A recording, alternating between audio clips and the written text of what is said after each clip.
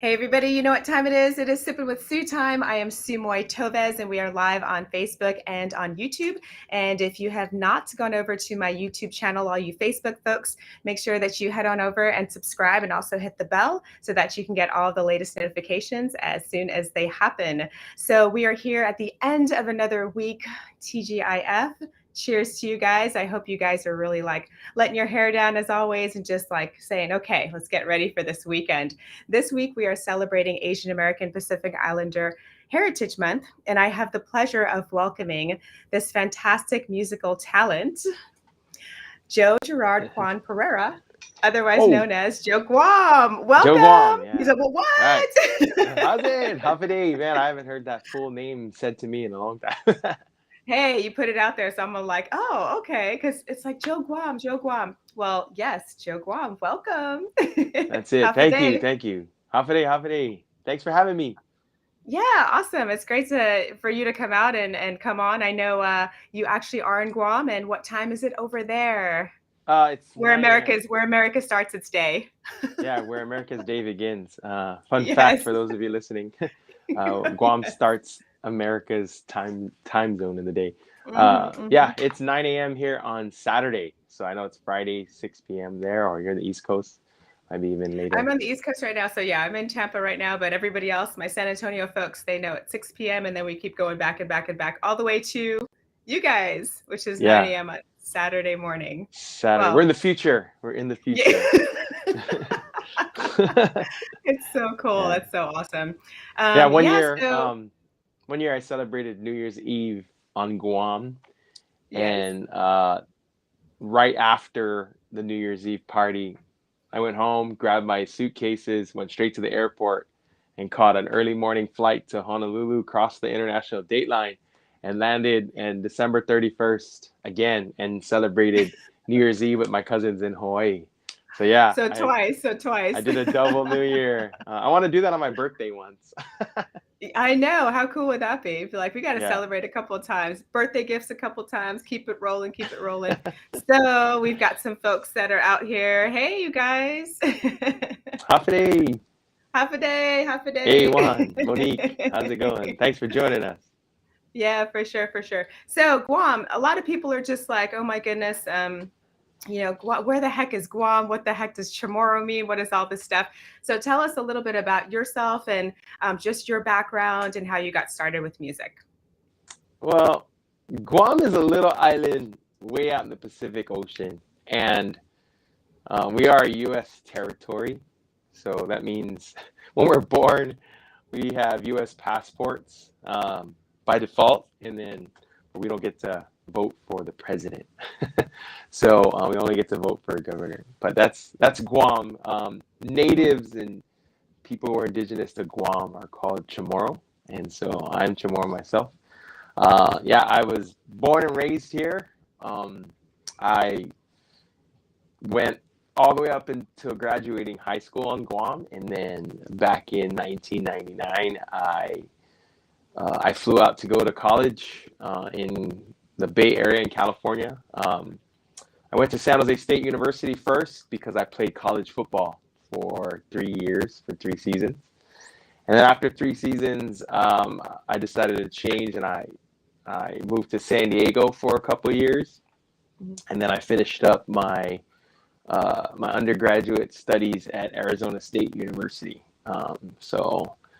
After moving to Arizona, that's where I kind of stayed for a while, but I got a job as a computer systems engineer with Microsoft.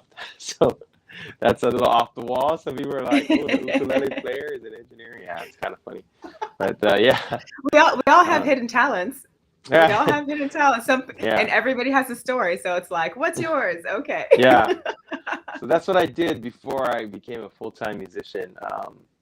Uh, I I was a computer systems engineer and then senior project manager at Microsoft. And when I was living in Phoenix, I had a condo in the Scottsdale area. Um, my work started traveling me, so then they brought me back to San Francisco for about 2.5 years. I was commuting every week to San Francisco. So the Bay Area is something that's close to my heart. I know it very well. I know San Diego very well. And of course, lots of parts of LA, going back and forth from San Diego to LA.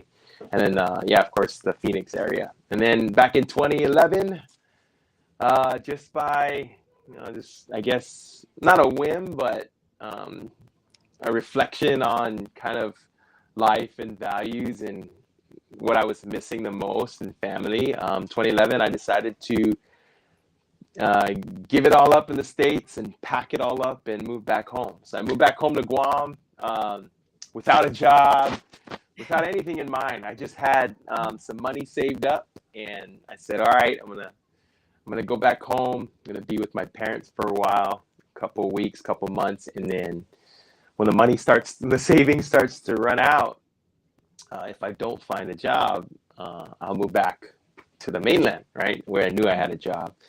So fast forward, I get home to Guam, March of 2011. Fast forward a couple months, and I found a job, and I stayed. It's been that way since. And then in December of that year, I met my wife, Jackie, my beautiful wife Jackie, and we've been hanging out since. We got married in 2013, and Congratulations. now we have we have two beautiful children that are with us, and we have two that are with the Lord. So we're so blessed to have met all of them, and we really enjoy our kids now. So that's kind of my story. I was a senior project manager here for a while, and then about actually June will be 6 years. So 6 years ago, an opportunity presented itself for my wife and I to become full-time music related professions. So I play shows full-time.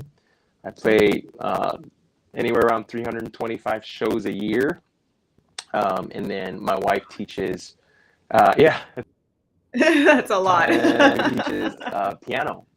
She teaches piano at the peak of our time. She was teaching up to like 15, 20 students. So she's the real musician in the family. Like she can, she's so it was just the combination of me performing and producing music just on our own, and then my wife instructing music. And when we were in lockdown and I didn't have much shows, I had some time to instruct myself. So I was teaching guitar and ukulele, and we were only doing it through Zoom, which I loved. I loved teaching. It was awesome. But then when the shows came back, I just didn't have. I had to juggle, right? And so for now, while I have the ability to sing, while I have the ability to be mobile and move and stand at the shows, I'm playing shows. And then as we get older and the voice starts to maybe not be so crisp, I will retire and die teaching. That's how I go off into the sunset, right? It will be teaching. Nice. and just writing music and playing music. So it's been a blessing, because when we first started this 6 years ago, I told my wife, I drew up the business plan. I'm a project manager, right? So the numbers is what I do. So I drew up the business plan. I said, look, if I play this many gigs and you teach this many lessons, we can do this, right? We could do this. we could pay the bills and have a little bit more. And I said, do you want to try this? I said, I remember I was 35 at the time. And so I said, it's not going to be easier to do this business that we want to do when we're 45. I said, so right. You should, if we're going to try it now, let's try it now. And I said, let's go all in 6 months, all in, whatever we need to buy, whatever we need to do, all in 6 months. And if after 6 months we're not happy, I'll go back and get a job, I'll apply for a job. So, it's been 6 years. June 9 will be 6 years. And so 6 years total performing, with your wife also teaching and everything else like that, correct? Full time. Okay. I've been performing professionally this is going on 24 years. July will be 24 years since I played my first professional show. Cheers to that. Cheers. 24 years since professional is defined as performing for some sort of compensation, right? So I played my Right. first gig for money 24 years ago. Yeah. And then it's just been a Fantastic. world. I didn't even realize I'd make it this far, but yeah, it's been a blessing. You know, it could stop at any time. Just like 2020, I went from that week that we locked Mhm. down, I think I had 9 gigs that week, and then it just went to zero. And we were like, Yeah. uh-oh, Yeah. what are we gonna do? And then, thankfully I had a background in live streaming already because Mhm. at the time, Facebook launched live streaming in 2018. They Mhm. launched it January of 2018, and February of 2018, I produced our very first live stream show from Guam and connected with a whole bunch of Chamorros in the States and the mainland over Facebook. It was awesome. And we did Mhm. four shows fully produced that year. And then after that year, it was like, okay, hang up the live stream. That was 2018. Little did I know that was just kind of like a prep, because when 2020 came around and everything happened and we were, Yep.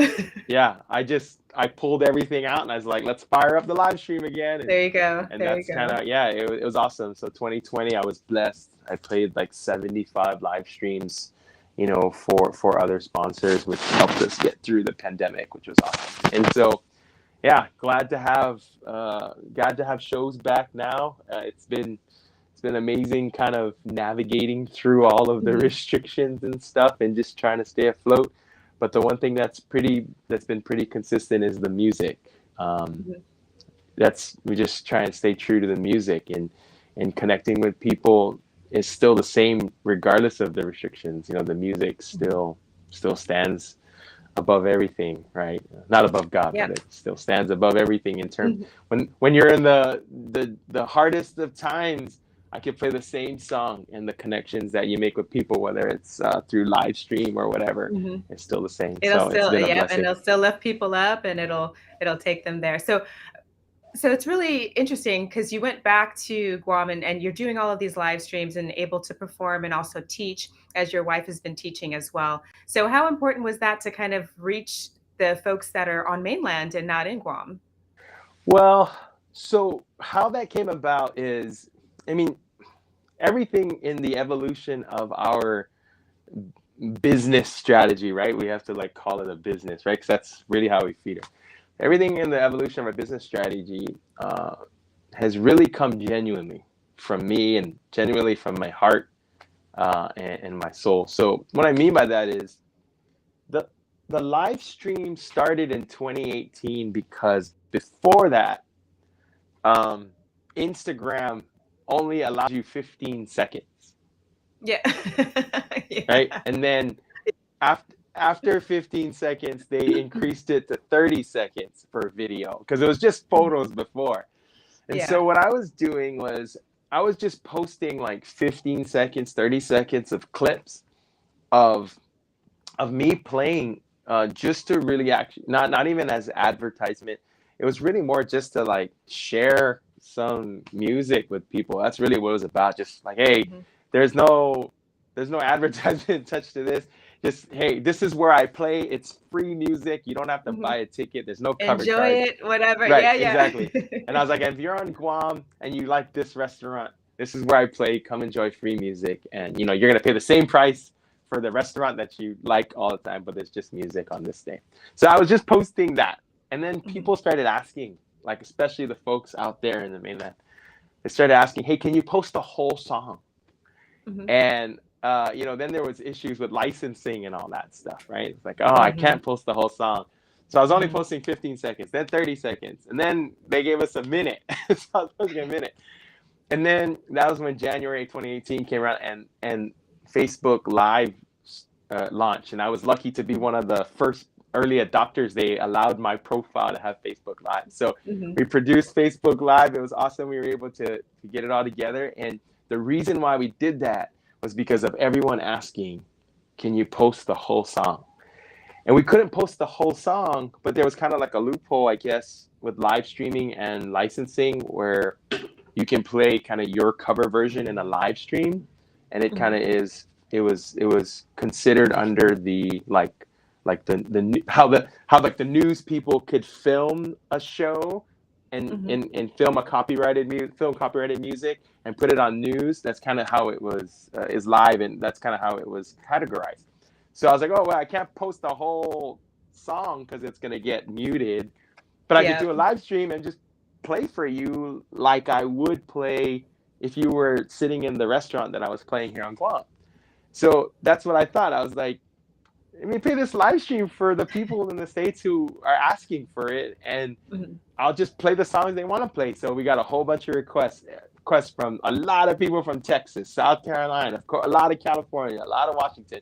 And so I was playing all these Chamorro songs. Really cool thing. I remember someone saying from that first live stream that I think I played a Frank Bokumuk song, and from that song, it reminded them of their grandmother, and they hadn't been home in like 18 years. So after the show, they booked a ticket home to Guam, and I was like, wow. They're like, you made us book a ticket. I was like, no, I didn't make you book the ticket. The song did. That song Yeah. that tied you back to your grandpa, and you haven't Mhm. been home in 18 years. Like that song did.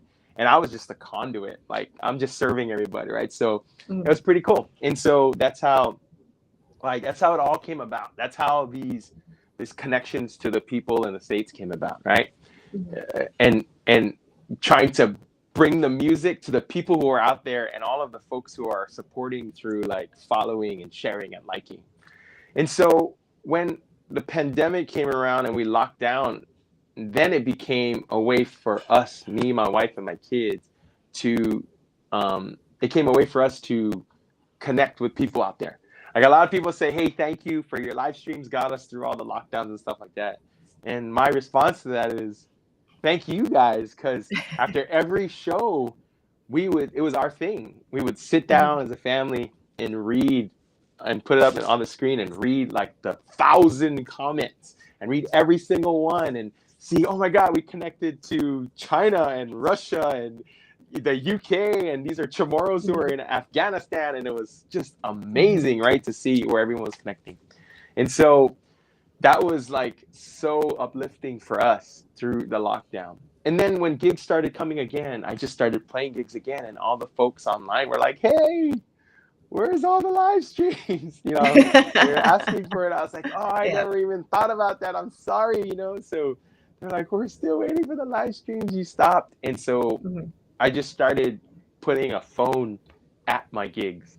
I was like, I got to live stream the gigs like our friends online, they're still asking. So that's why I live stream the shows right now. And it's a little extra work, but I put up a phone and people seem to enjoy it, and that's what they like. So, hey, I just try to help out wherever I can. And then when I came out to the States where I just saw you, right, we were on a 30-day family vacation.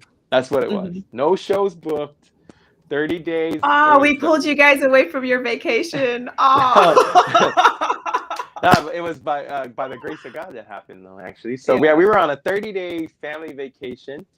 My sister's daughter was graduating out in Virginia from Mhm. college, and so we're bringing my mom and dad out there. But along the way, my wife's siblings live in Arizona, and then I have other close family members that live all around the mainland. So it's like, all right, let's make a trip out of this. Let's take the Mhm. kids on a big road trip.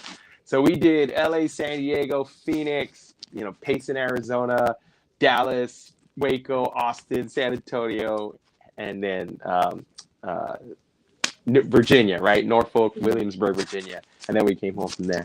So we did this big road trip. And 8 days before our trip, my buddy in San Diego was like, hey, you're coming to San Diego, right? I was like, yeah, we'll be out there. We're going to come check out your show, just hang out.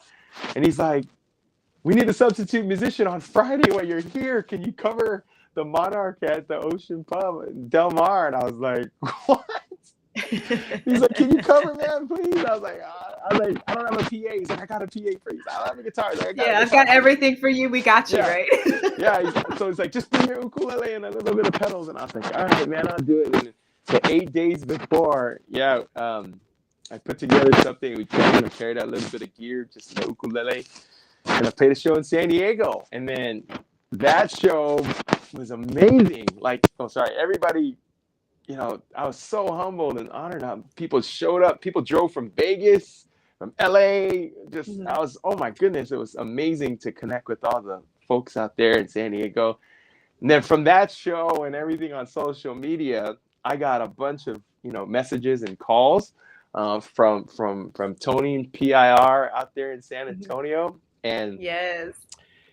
they were actually asking if they could fly me out in July for the big liberation event, Mhm. Mhm. and that was kind of how the conversation started. And then uh, and then when he called me, I'd actually already moved over to Arizona on our trip, and he's like, are you back home in Guam? I was like, no, I'm in Arizona. He's like, Arizona? He's like, what are you? Where else are you going to be going on this trip? And I was like, oh, we're going to be going to Texas. He's like, Texas? You're going to Texas? And he's like, what cities in Texas are you coming to? And I was like, well, we're going to be in Dallas, and then we're going to be in San Antonio. He's like, you're coming to San Antonio? And I was like, yeah. And he And just goes, he just did this.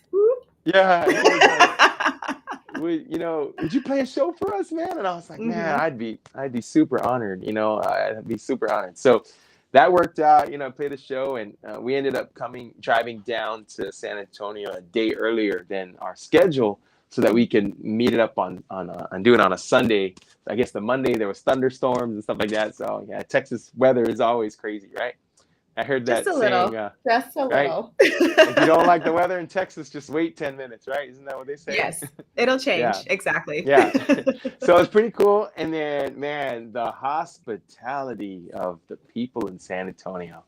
What an amazing experience. Thank you, everybody. Thank you and your whole group and The all the entire folks out there in parking San Diego. lot for the people that weren't there, L&L was like, I mean, we took over that entire strip mall. The parking lot was full just to see one person, and Yeah. that was you.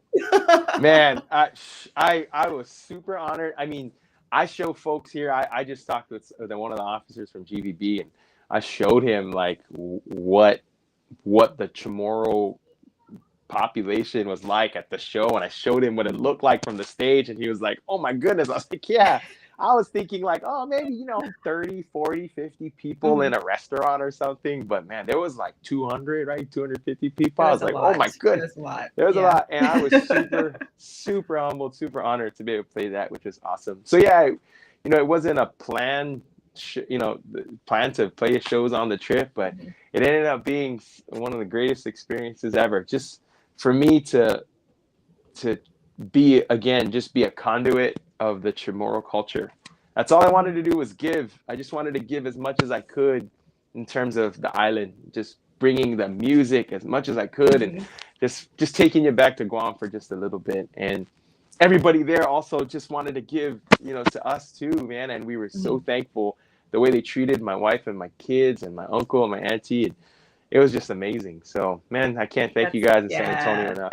And shout out to the folks in San Diego too for all coming out, man. I appreciate it so much. So, yeah, that's kind of how it went. And really that was all a product of I guess everybody who has supported and tuned into the live streams, right? Making that connections from way out here in Guam. Mhm. So, thanks to everybody who came. And a lot of people were saying, wow, it's so I heard someone say like, oh, you're real, you play just like the live stream. And I'm like, yeah, I'm a real guy. I go, I'm just a normal guy, man. And you'll see me at Payless if you come here. You'll see me at all the grocery stores. Wait, Tasha, that's Payless. there's still Payless in Guam? Yeah, man. So I was like, you'll What? see me at They all the don't have grocery that out stores. here anymore. They closed them No, all down. yeah. So, I'm just a normal guy from Manila, man. And when I came out there, you guys made me feel so special. Someone asked me for my autograph, and I was like, I don't have an autograph prepared. I was like, Yes, you let me think do. of how You I'm gonna got this. sign this. Yeah, I was like, I'm not gonna sign my full signature, but like, okay. I mean, really, that's not something that I even think about, because, I mean, there's a lot of us musicians here on Guam that when we go and play our shows every week, our purpose is just to serve and give music. Like, you go to a restaurant and they serve you food, and our role and our responsibility there in that transaction, I guess, is just to serve and give you music. And so that's kind Mhm. of how we think. There's no like fame or anything like that in my mind. So when I went out there, and Tony was like, hey, we want to do a motorcade escort with PIR, and I was like, why? No. Because And it's they go, fun. no.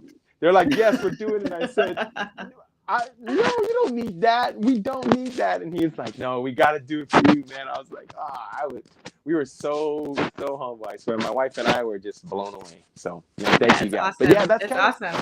that's the story of how it all links together, right? It's the live streams, how it connected. Your original question was like, what was the purpose and the intentions of connecting to the folks from Guam through social media and online. And that's kind of how it all started. It started for me just putting videos on Instagram to share with people like, hey, there's live music that you can come and enjoy for free. No, we're not selling anything. I don't sell anything on my social media.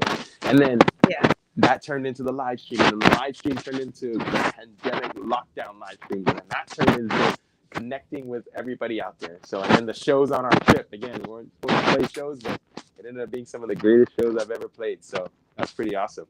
Awesome. Yeah. And so how are you celebrating Asian American Pacific Islander Month, and like just giving just a little bit about the culture and why it's important to celebrate AAPI, especially for the folks on Guam, for the folks that are of Chamorro descent? Well, one thing that's interesting for my shows and my performance that everybody will immediately say is that you'll always find me playing Chamorro music. And if you're at my shows and you go to my website to put in an online song request, and the online song request I developed as a way for me to connect to the people in the audience who don't have that, who aren't so brave enough to walk up and give me a request on a napkin or shout out the request, right? They would never do that. So the online song request was a way for me to connect with those people who just want to sit at the table and feel comfortable on the phone. So on the online song request, you'll see that Chamorro music is like really prominent. And so for me, when I played in the mainland, my set list, the first 12 years of my professional career was in the mainland when I lived there. And so my set list there was very different from what it looked like here in Guam. Of course, I didn't have Chamorro music on the set list there unless I was playing for a Chamorro event. And that was because obviously people who come to the shows out there in Scottsdale, Arizona, Chamorro music is not something that's going to be familiar. And so here on Guam, though, I made it a point that's what I wanted to play. And doesn't matter where I am. I could be playing, I played for Filipino families, and the Filipino family, I just played for a Filipino family's graduation, some of my good friends on Saturday, and they're requesting Nobia Neni, and they're requesting Chistizu, and I'm like, see, music is universal, right? So yes, it was very important to me. In addition, it was very important to me to play Chamorro music and enunciate the language as I know how to best. Unfortunately, I'm not fluent in Chamorro. It wasn't that way. Our generation, we were, when we came up through the schools, it was, Chamorro, everything was English, right? And that was a product of the war and the occupation and the U.S. occupation, the U.S. coming in and taking over and not understanding the language, so everybody had to kind of speak English. So yeah, I'm not fluent. I know and I understand a lot. My dad only speaks to me in Chamorro, which is awesome. My mom too. And so when I sing Chamorro music, it's something that's very dear to me, right, in my heart. So you'll always see Chamorro music on the lineup. And then when I got out there to San Antonio, apparently you guys all like Chamorro music too. Yes, yes, and you always put your twist on, cover songs, and you were like, yep, I'm going to put my island flair to this song and da-da-da, and it was awesome. And I have my dad sitting next to me. He's like, oh, okay. Just jamming along and stuff. He's like, I know that one too. So yeah, it was awesome. It was really, really good. So yeah, there are some people who have, have their opinions about how Chamorro music was produced and what it sounds like from the past. And if you know anything about us here in Guam, like I just bought a replacement for my gear, that I used to cart in my gear to every gig. and the card cost $329, but I had to pay $140 on top of that, right? And so I was talking with my buddy who's a musician in San Diego, and he's like, he paid $329, and the Mm-hmm. shipping was free for him. And so for us here in Guam, to do the things at the level that you guys out there do, it's a higher cost for us, right? And so uh, when we do something, we do it with definitely a lot of passion, or else that Mm-hmm. extra $140, it's pretty tough. So yeah, like when you think about back in the day, the folks who actually recorded music, they used what they had, and Mm-hmm. they made music, which is amazing. Like it producing music, whether it's an original or a cover, is not easy. If it was Mm-hmm. easy, everybody would Right. do it, right? Mm-hmm. So it's not easy. And so the people who do it, there's an appreciation for just getting something out there to be published, regardless of what it sounds like. Like as soon as I Mm-hmm. hear someone say, "Here's a song I just released," I don't care what it sounds like. I immediately have love for it, just for the Mm-hmm. grind that that person had to go through to release a song, right?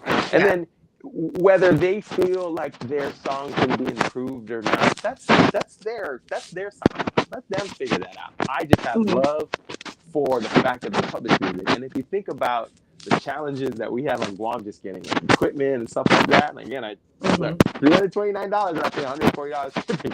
So you think about that magnified back in the day when we didn't have Amazon, when we didn't Mm-hmm. have, the USPS priority mail to fly stuff over, things had to come on the ship. Right? You think about those people in the 70s and 80s that actually published music here on Guam, man, that's phenomenal. Who cares what it sounds like, right? And so when people now hear me play, and I took that song and I just added my artistic impression of it, right? Mm-hmm. To me, I'm standing on the shoulders of giants. That's how it is. So you see me, but like I mentioned to you with that girl who said she booked a ticket because of my live stream. I'm like, no, you didn't book a ticket because of my live stream. You booked a ticket because you heard Pokemon. So really, it's the giant that I'm standing on, and I'm just the conduit.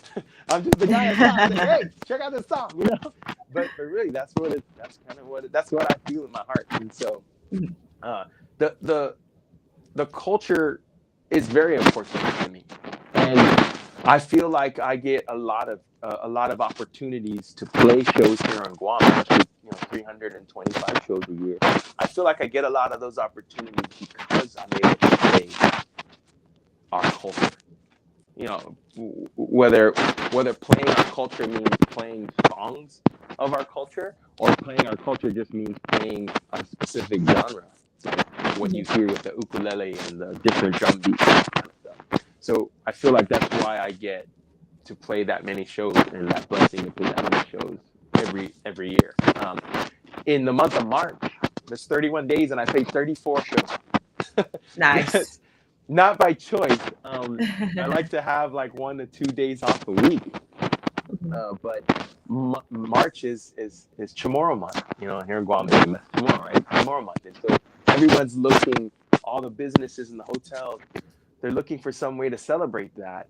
And now all of these businesses and hotels that give us an opportunity to play and have shows and have gigs and entertain the folks, when they need us to celebrate those kinds of things, then even though I don't want to play 34 gigs in a month, then it becomes my opportunity to help them.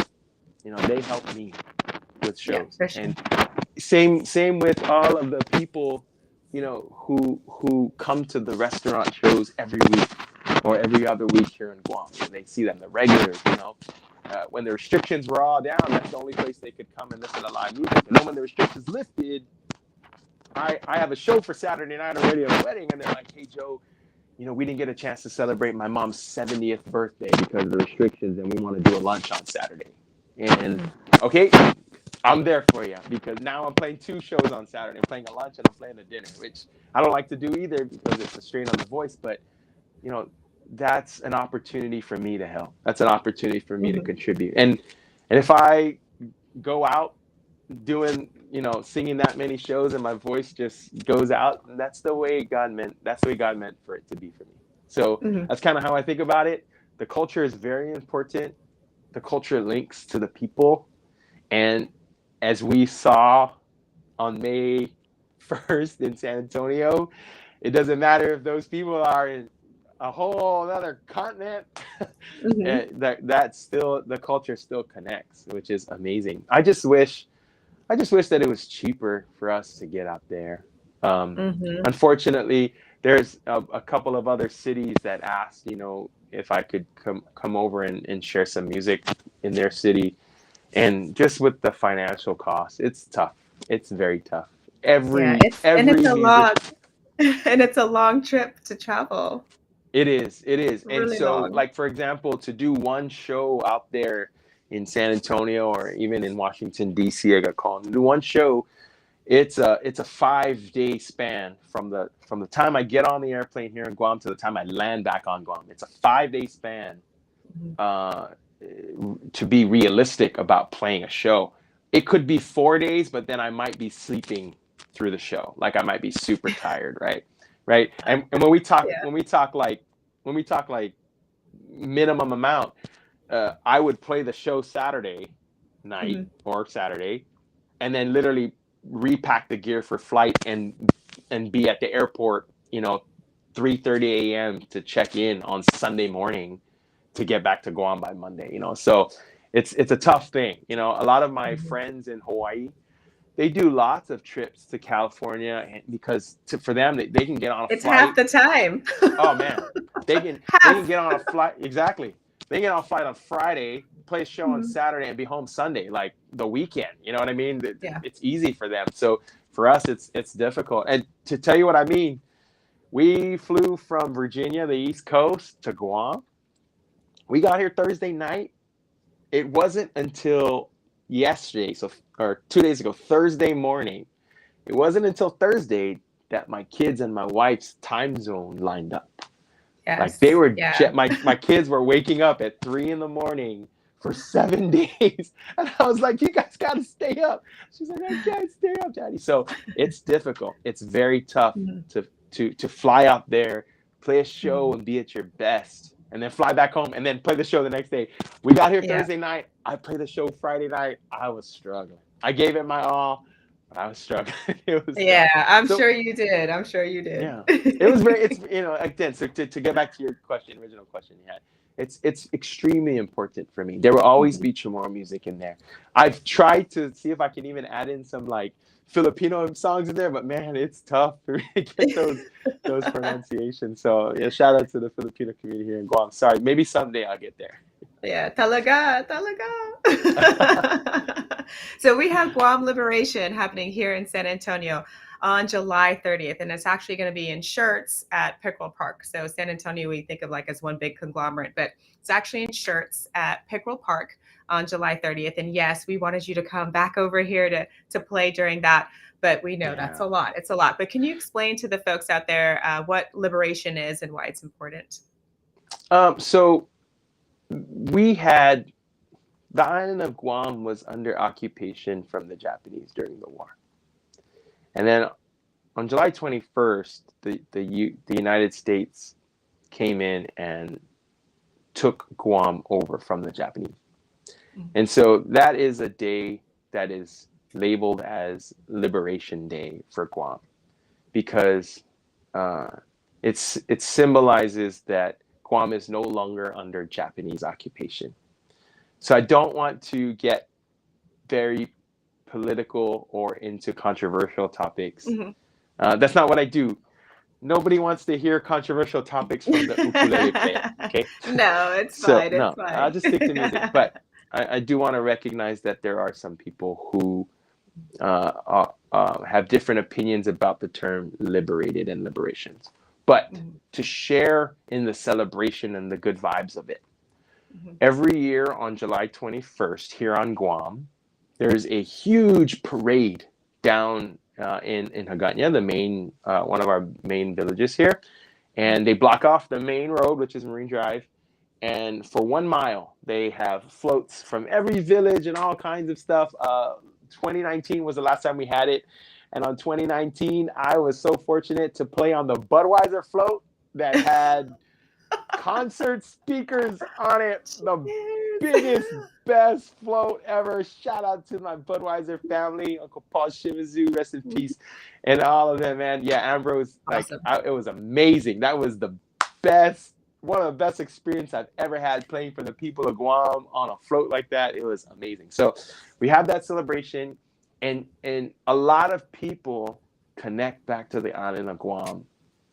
A lot of people off island connect back to On the island of mainland, yes, Guam during yes. Liberation time, right? And Yeah, I for sure. really, we tried to make it work.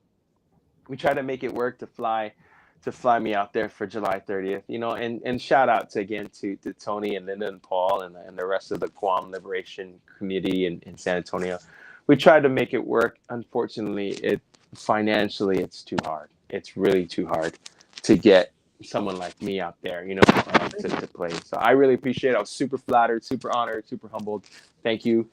I hope you guys have a wonderful, wonderful show. And maybe if we throw it in the air in the universe, maybe GVB can come in and the Guam Visitors Bureau can come in and fund the trip for me to fly out there. I'll be on the first plane out there for you. Well, we'll look forward to 2023. But until then, do you have something you'd like to play for us now? Sure. I know you're like, I'm trying to tune this thing, but hang on. I think it's tuned. There you go. So this is a song. This is an original song, an original Chamorro song that I wrote. Actually, no. I'm gonna play a song called "Day by Day." This is an original song that I wrote back in 2020, just because we talked about it a lot. I wrote this back in 2020 in March. We had just gone into lockdown, and we were the 5th day in. Nobody had any idea what was going on, even my daughter. And so I just sat down and started writing, and I wrote this with my wife, and my wife and I were bouncing ideas off of each other. And as my wife and I were bouncing musical ideas and lyrical ideas off of each other, my daughter starts jumping in saying, "Oh, how about this? How about this? How about this?" And I told her, I said, "Hey, listen, why don't you do this? Why don't you go to your room and think about if you had a message that you want to say to your classmates, because we just took her out of school." And I said, "What would you say to your classmates?" And so she came out, she went in her room, she came out, and what came out of her mouth right out of the room was the first 2 lines of the second verse of the song. So she actually helped us write this song, which is pretty awesome. And everyone's like, "You should give her royalties." I'm like, she gets more than royalties. So, it is 9:46 in the morning here. This week, I have already played 7 gigs in 5 days. So I'm going to give you whatever I got left in the tank here. You can give it. You can go. Hold on. You can go back to those Instagram days, and you can give us 15 seconds, and we'll be good. Okay. All right. So let's do this. All right. So I'll give you. Okay. Times have changed and things are strange and we are so confused. Lives matter, but some are forced to choose. Keep your head up, pour your heart out. Yeah, we gotta believe that if we stand together, we'll make it through anything. It'll be okay if we're living for each other, take it day by day. Our color doesn't matter. It's bigger than you and greater than me. We're doing this for humanity. Put your faith in one another. We'll be okay. Here's my daughter's line. Don't give up. Give it your best. It's okay to be afraid. Our lives have changed so much since yesterday. Pour your heart out. Wait. Keep your head up. Pour your heart out. Yeah, we gotta believe that if we sit together, we'll make it through anything. It'll be okay if we're living for each other, take it day by day. Our color doesn't matter. It's bigger than you and greater than you. We're doing this for humanity. Put your faith in one another. We'll be okay. Don't give up. Give it your best. It's okay to be afraid. Our lives have changed so much since yesterday. You can pour your heart out. Oh, I forgot the words. I'm falling a blank here. The sun will always rise and shine again. It'll be okay if we're living for each other, take it day by day. Our color doesn't matter. It's bigger than you and greater than me. We're doing this for humanity. Put your faith in one another. We'll be okay. It's an original song called Day by Day. Sorry for the little fumble. That was amazing. That was amazing. I know you're like, shout I'm out struggling. to Kolo Ukulele. Shout out to Kolo Ukulele, my sponsors. Thank you guys for helping us. I gotta give them a shout out. They definitely give him a shout out for sure. That's how I know. That's how I know Kainoa Kamaka. Ah, okay. Kainoa and I are both sponsored by the same one. So, man, he let me use his guitar when I was out there. What a save! Thank you, brother. Yes. I remember you saying that too. Yeah. Well, thank you for sharing a little bit of your beautiful voice and the ukulele. For us, I know, because you already said it. I'm struggling. I've been back to back. But we are blessed to have you on, and I'm so appreciative for you to come out and at least give us a little bit about Guam in celebration of Asian American Pacific Islander Month. So thank you for starting America's Day way ahead of us at 9 something in the morning right now over in Guam. But thank you so much. Did you have anything else to add? No, I just want to say thank you guys for having me. When you reached out and you're like, hey, you want to be on the interview? I was like, why me? I still can't get over it. I appreciate it. And again, I'm just a little boy from Manila, man. Just island boy from Manila, just trying to share some music. So I was super honored. But you have a talent. You have a talent, and we love it. And like you said, music is that universal language that everybody connects to. And when you have that talent, it's you're giving back like a millionfold, and people are loving it. So of course, why you? Yes, you. I do have a request though. What's that? I would like some Rudy's barbecue and. We'll try to get some Rudy's barbecue. So my husband's mother will be heading out to Guam next month. So I'll be like, take some Rudy's over to Joe. No. Okay? I don't know how good it'll be like 20-something hours later. It took us 27 hours to get home. Yeah. Not to mention you have to buy it before that. We she would though. She would. All of the folks from Guam, we are very connected through food. I think you know that. Very much so. I remember in college. A bunch of us people from Guam, we're all sitting with our friends from Hawaii and the States too, and we're just like, one of my buddies like, I'm going back home next week. I was like, oh man, he's like, yeah, I'm gonna eat at this restaurant and that restaurant, and then I remember one of our friends was like, you people from Guam are weird. I was like, what do you mean? He's like, you guys are going to an exotic island, and all you guys are talking about are the restaurants that you're gonna eat at. And I'm like, that's real for us. So for us, my wife and I, all we wanted to eat when we were out there was like Mexican food and stateside barbecue. So when we went out there, we're like, okay, we have to come back to Texas because we're gonna have to eat. Because the food is good, Yeah, man, we had a good time. So thank you, Texas, for making our stay on our trip so awesome. But thank you guys. Thank you. Okay.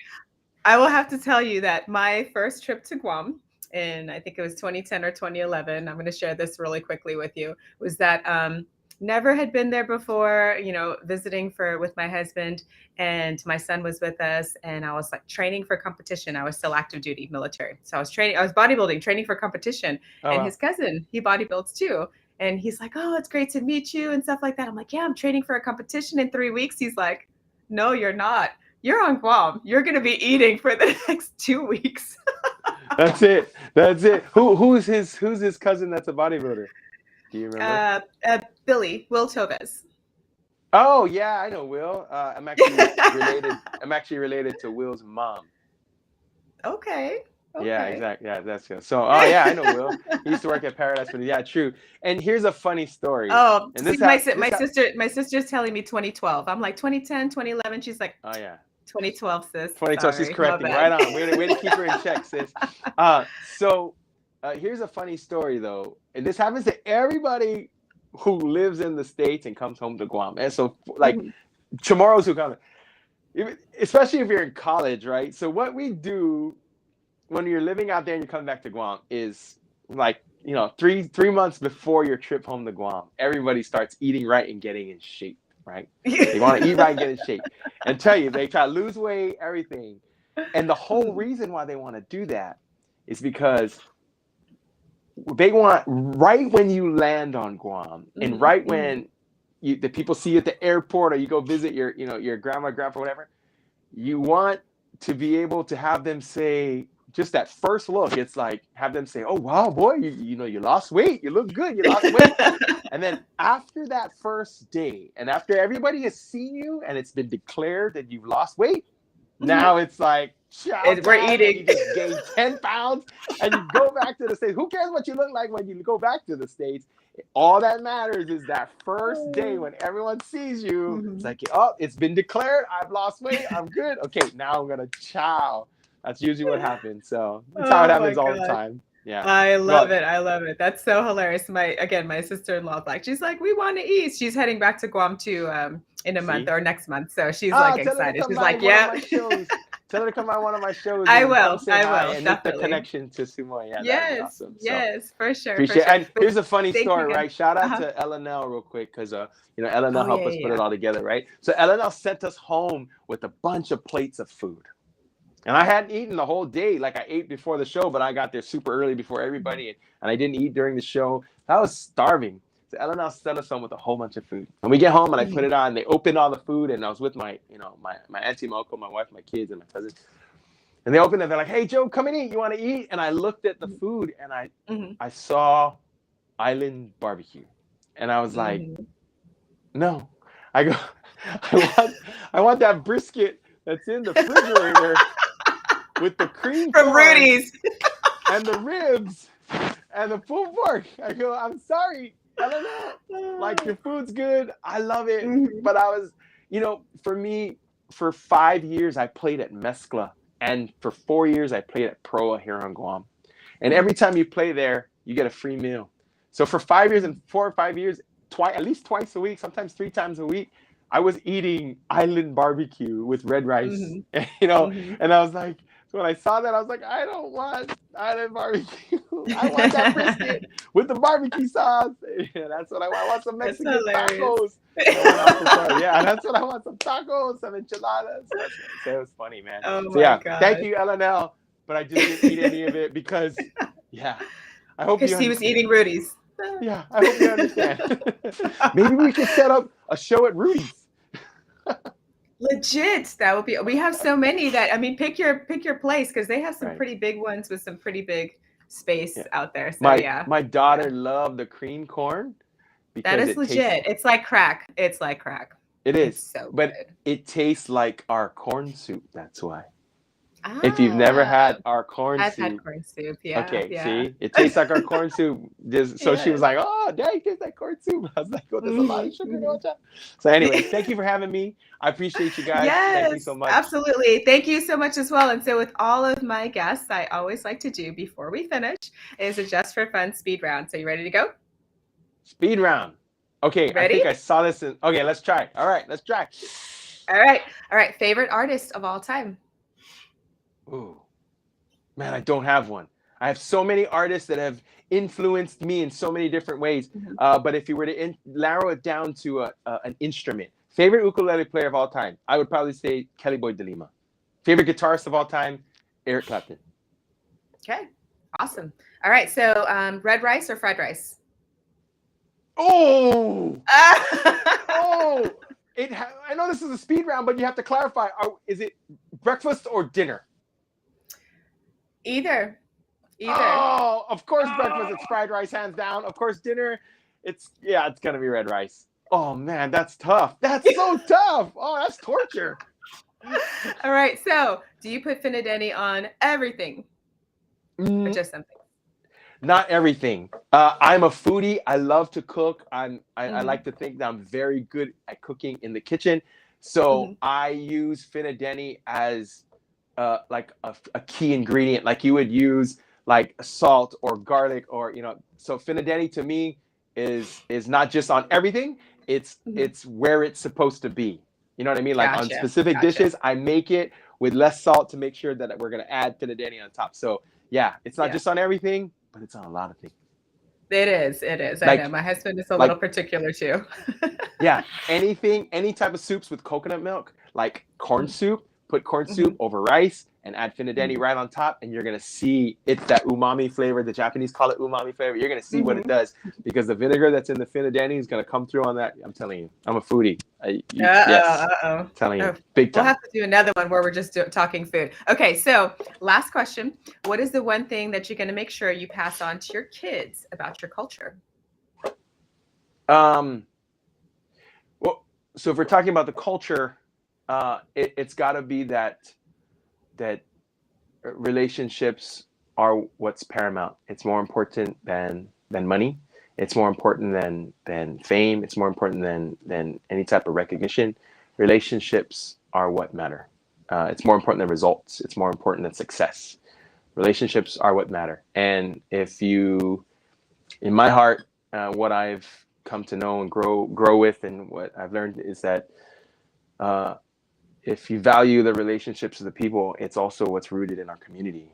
Um, I go to Payless in the supermarket down the street, and people are saying, "Hey, how you doing?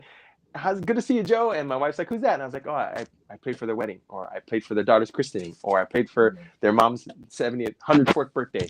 And so it's those relationships that we built that matter the most, more than money, more than success, more than recognition, more than anything. It's relationships in the culture that Awesome. matter the most. That's the one thing probably Awesome. say. And of course, the Yay. ukulele. Of course. Of course. Yeah, yeah. Awesome. Thank you so much, Joe. I have a Good question for morning to you. everybody else. Oh, you have a question for me. Okay. Yeah, is there any way that we can? Is there any way that we can support you from Guam or any of the folks out there? That's always a Uh, challenge for us to to support, what was find it again? ways to support you guys from Guam. It's always a challenge for us to find ways for us to support and give back to the people who supported us. Mhm. And so, if if you have any ideas, or if anybody who's listening has any ideas of how we can support you guys out there from here, let us know. I mean, with the music, I'm doing my best.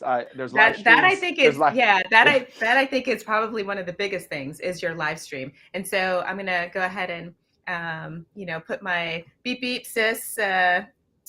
There's the bus, and I'm gonna have there it goes. She's under the bus. She's like, love this guy. Does he have an Instagram? I guess she just tuned in.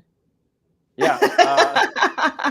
So Yeah. I think that's the biggest thing actually is that for you to just still broadcast and you have your voice and you have the ukulele to be able to play. I think that's probably one of the biggest things that you can actually give to all of us out here. We can't be there, so it's hard. It's hard to travel 27 hours over to Guam, but bringing that little bit of home music, I think, is fantastic. Yeah, Thank you. I If think there's that's something the that comes biggest thing. up and there's a way I can support you guys, please reach out. If it's in my power, I'll do it. Somehow we can bridge the long trip across the sea. But thank you again, Szu-Moy. Yeah, I appreciate somehow. you. Sizus Masi, Thanks, Joe. I appreciate Sizus it. Masi. And you said your husband's coming here or your No, mother-in-law? so my sister-in-law and Oh, my sister-in-law. niece and my mother-in-law, they will all be going. Actually, she corrected me. It is not next month. It will be in July. So I will Oh, definitely make cool. sure that you guys connect Yeah.